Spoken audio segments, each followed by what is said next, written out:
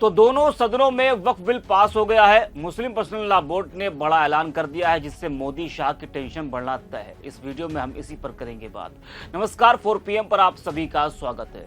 देश भर में वक्फ संशोधन बिल को लेकर जमकर हंगामा मचा हुआ है। दोनों सदनों से वक्फ बिल पास हो गया है, अब ये राष्ट्रपति के पास जाएगा। लेकिन इस बिल को लेकर जमकर हंगामा हुआ और अभी भी हंगामा जारी है।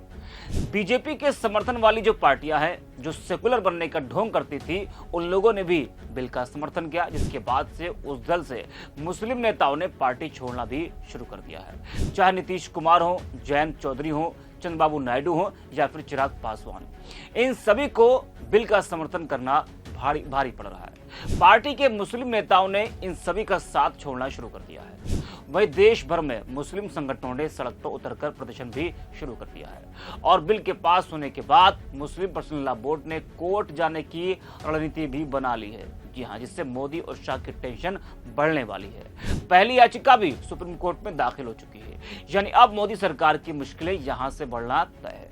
वही अब आपको बता दें कि मुस्लिम पर्सनल लॉ बोर्ड ने राष्ट्रपति से भी बड़ी मांग कर डाली है। जी हां, वक्फ संशोधन विधेयक संसद के दोनों सदनों से पास हो चुका है।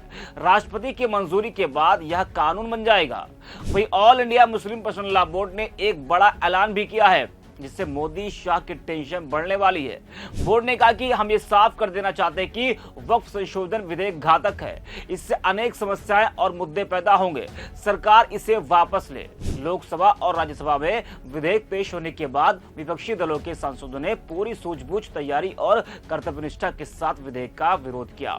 साथ ही मुसलमानों के रुख को और अधिक स्पष्ट रूप से सामने रखा। विपक्ष का यह कदम सराहनीय है। जी हाँ, तो मुस्लिम पर्सनल लॉ बोर्ड ने विपक्ष ने जिस तरीके से इसका विरोध किया और विरोध के पक्ष में वोट किया, तो बोर्ड का यह कहना है कि विपक्ष का एक कदम सराहनीय है। वही all India Muslim personal law board ने विधेयक के प्रावधानों पर अपनी चिंता से अवगत कराने के लिए राष्ट्रपति द्रौपदी मुर्मू से जल्द मुलाकात का समय देने का भी अनुरोध किया है, इससे पहले कि वह इस बिल पर अपनी स्वीकृति दें। All India Muslim personal law board के प्रवक्ता डॉक्टर इलियास ने महासचिव मौलाना फजलुर रहीम मुजद्दी द्वारा लिखे गए पत्र की सामग्री का खुलासा करते हुए कहा कि इस अधिनियम में किए गए संशोधन में वक्फ संस्थाओं के प्रशासन और स्वायत्तता से संबंधित महत्वपूर्ण बदलाव किए गए हैं, जो ऐतिहासिक रूप से धार्मिक और धर्मार्थ गतिविधियों में महत्वपूर्ण भूमिका निभाते आए हैं। राष्ट्रपति से मिलने का उद्देश्य हाल ही में पारित विधेयक पर अपनी गहरी चिंता व्यक्त करना है और इसके देश भर में मुस्लिम समुदाय पर पड़ने वाले प्रभावों पर चर्चा करना है। बोर्ड के महासचिव ने पत्र में कहा कि हमें विश्वास है कि अधिनियम की धारा में प्रावधानों पर पुनः विचार करना आवश्यक है, क्योंकि यह भारतीय संविधान में गारंटी शुदा मौलिक अधिकारों, विशेषकर धार्मिक स्वतंत्रता, समानता और धार्मिक संस्थाओं की सुरक्षा से असंगत है।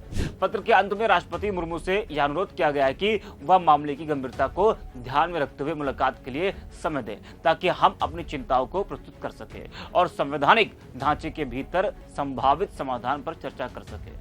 All India Muslim personal law board के महासचिव मौलाना मुजद्दी ने कहा कि यह बिल लोकतंत्र के लिए एक काला अध्याय है। सत्ता के नशे में चूर सरकार ने समाज में धार्मिक नफरत फैलाने के लिए यह कदम उठाया है। उन्होंने इल्जाम लगाया है कि इस बिल को मुस्लिम हितैषी बताकर गुमराह किया जा रहा है, जबकि सच्चाई इसके बिल्कुल विपरीत है।